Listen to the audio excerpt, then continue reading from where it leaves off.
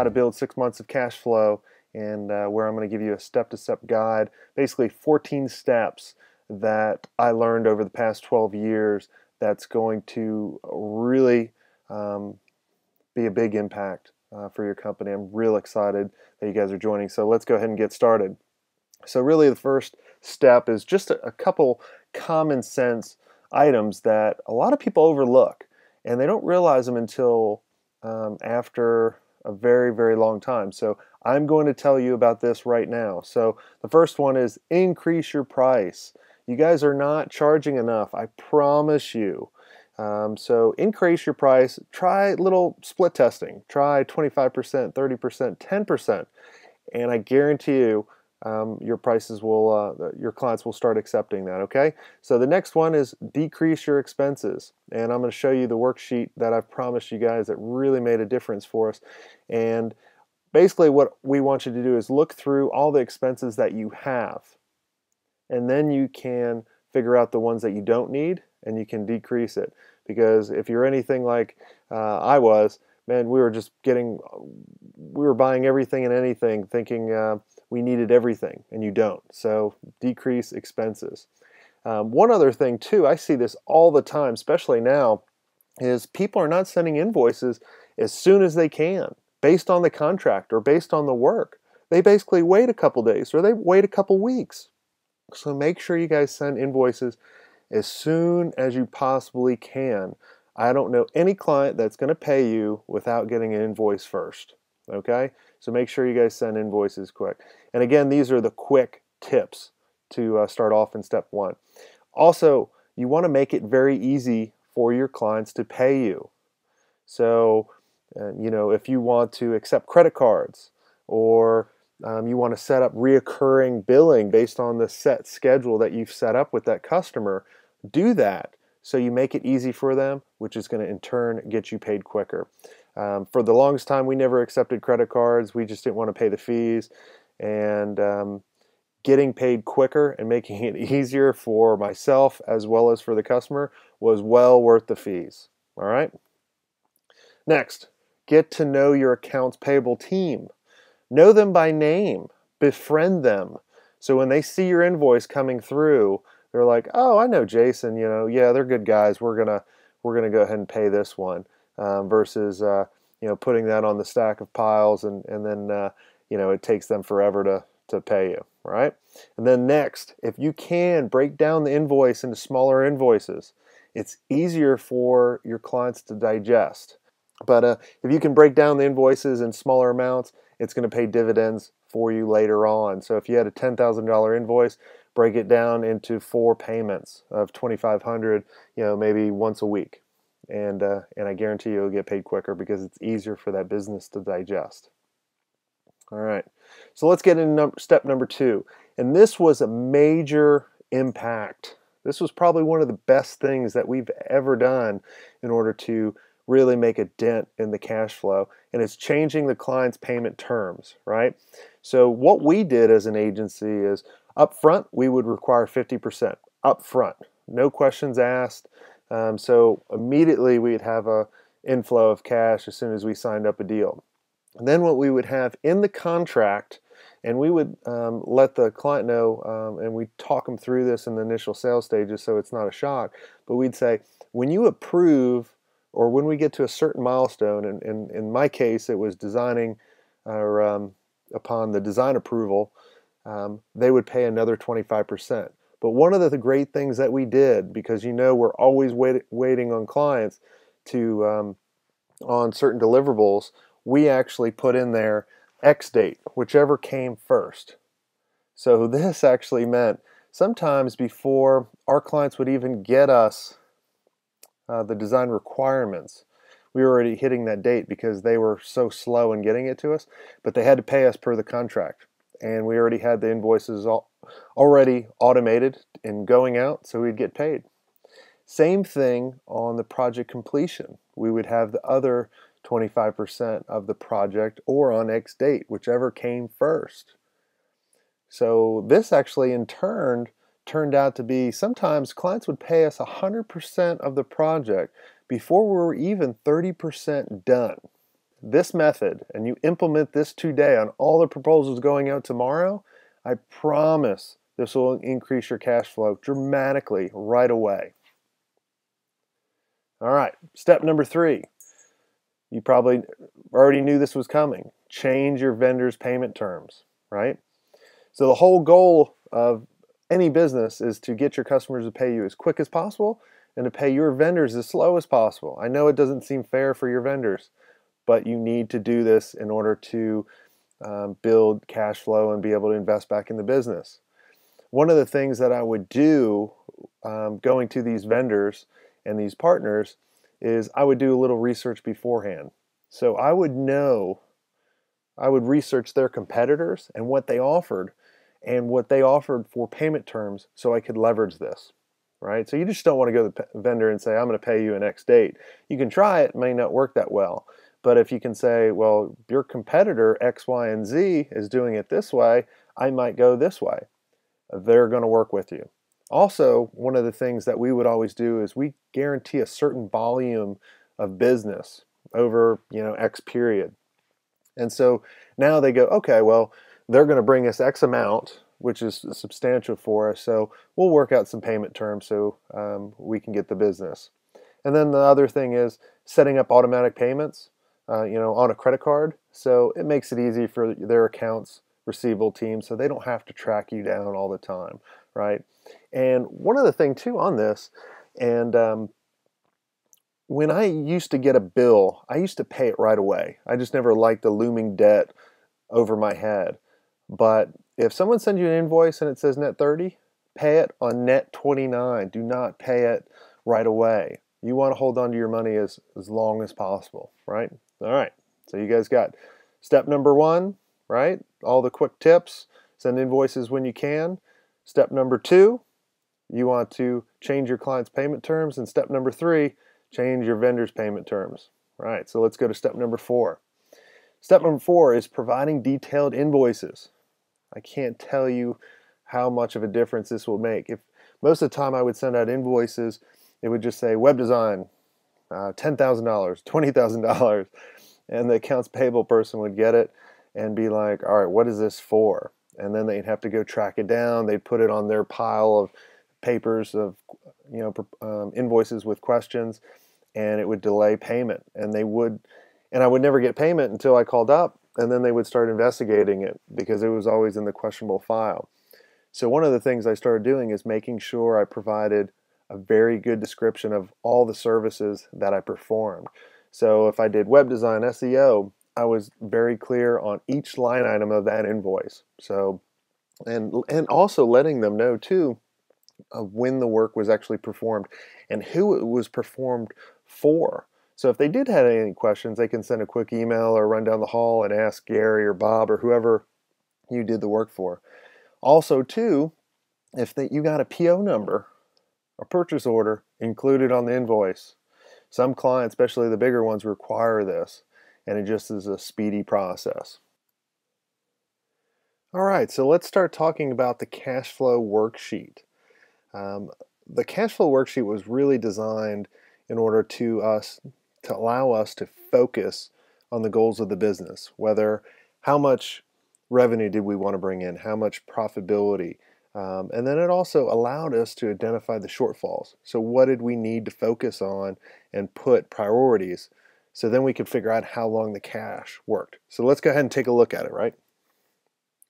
So step number 5 is just like I said a little while ago. You want to set a goal.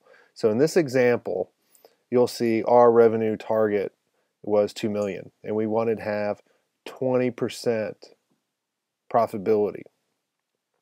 And the cool thing that I'm doing on this course that I hope that you guys like is I actually took screenshots from the working example that I gave to you guys.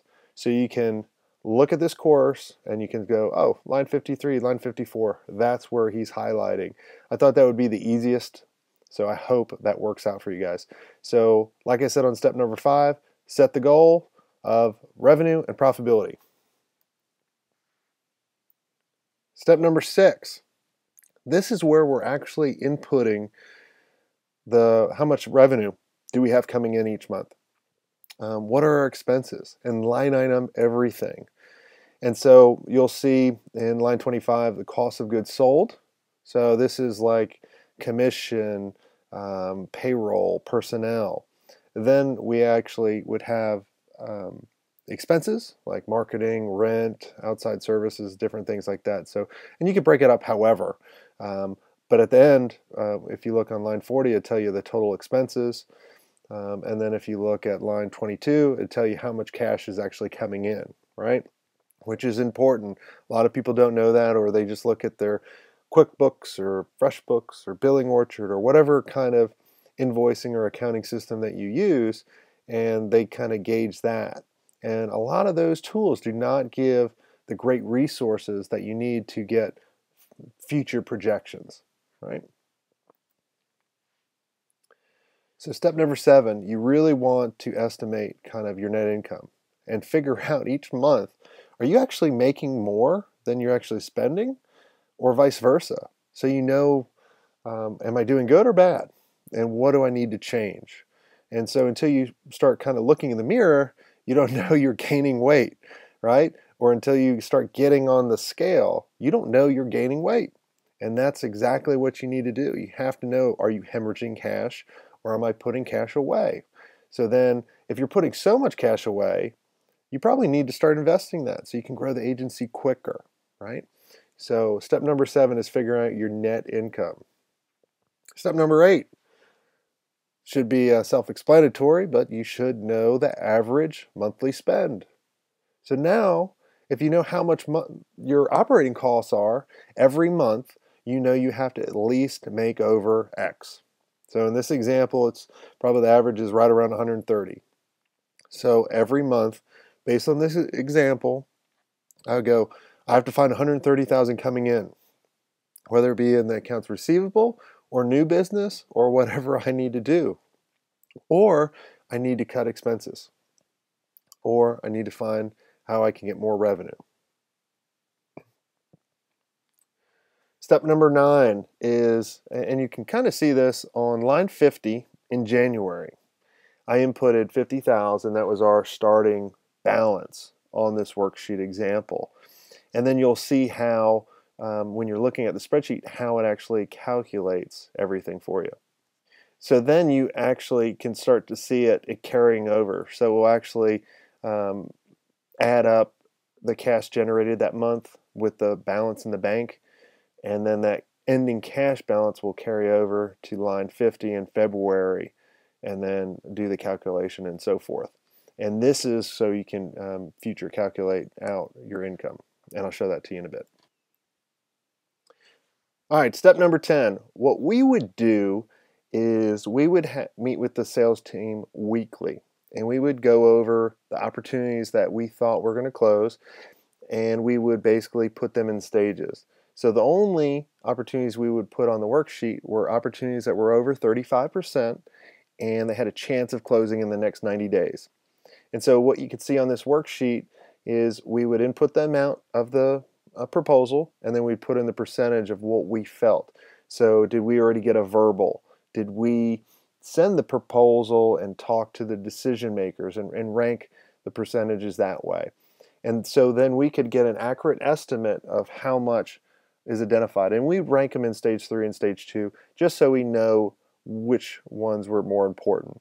And the worksheet actually calculates that for you. But we would do that weekly. So in the so as you can see on the picture on the right, or the screenshot on the right, line 64 to 66, this is where it's actually bringing it down from the table on the left and calculating, all right, total pipeline to close, 177,000 and some on change. All right, and then you could actually look at the goals, the actual versus the projected, and see where you guys were with your goals for year to date. All right, step number 11 is figuring out, how much cash do you have coming in on your accounts receivable, and then put a percentage on it of what's likely going to come in the next 30 days. Just like your opportunities where you're meeting weekly, you need to meet with your bookkeeper or whoever's doing the books, whether it be yourself, you meet with yourself and look and go, all right, what do I think is going to come in this week, next week, the following week, and then give it a percentage. So then you can see how much cash is coming in, so then you can do accurate projections. All right, start on step number 12. Basically, start playing with the numbers. You can see where I'm highlighting in here. This is all blank. So basically, this section went up for 6 months to the end of June. So what we would actually start doing to see if we could hire an employee, or we could sponsor an event, or do some kind of investment in our company, or if we got a huge deal, we could start playing with the numbers in the revenue or the expense category, and then you can accurately see if this, then that. So then you can get a good, accurate reading of how you're actually doing. And this was key. We were always playing with the numbers, going, all right, we want to hire this X developer. Well, let's go ahead and run the numbers. Let's put the numbers in. What do we need to bring in? What do we think we're going to bring in based on our CRM and the opportunities coming in? Or our expenses going up, we need to play with the numbers. Step number 13 is taking and coming up with an actionable plan. So basically, the whole reason for setting up a goal is to know what to focus on. And the whole reason to do the weekly meetings for the sales team and the accounts receivable is figuring out what do you need to focus on. And you just can't say, I need to close this. You need to strategize with your team and go, okay, prospect A and prospect C under stage 3, they need to close. That's a huge revenue boost. So you need to surround that account and figure out whatever you need to do in order to get that to come in. If you just send out the proposal and wait, it's not going to be good enough. The follow-up is key. So make sure you come up with an actionable plan for all the major priorities that you need to do that this worksheet identifies for you. All right, step number 14. Basically, you want to repeat everything that we've done every month. So I promise you, you want to look at the cash flow worksheet every month, and you need to gauge how you're doing, right? So a great analogy is, I actually put slow your car up, but on this one, I think slowing a train up. So it's easier to stop, or faster to stop a slow train than it is a train flying down the rails, right? The train flying down the rails is going to take much longer to stop. And so if you're using this worksheet and you're gauging the numbers and playing with the numbers and you're identifying where you are in your business, you can make a change then. That's the most important step. So you're going to fail many, many, many, many times. It's about how quickly do you fail and knowing what the reason for the failure or the experiment was, so you can make an adjustment and move forward. It's the most important step. Nothing else will matter. You could do step 1 to 13, but if you never repeat it, you're going to get in trouble. So make sure you're always repeating it. So that's it, guys. Good luck to you guys. Keep me posted and let me know however I can help.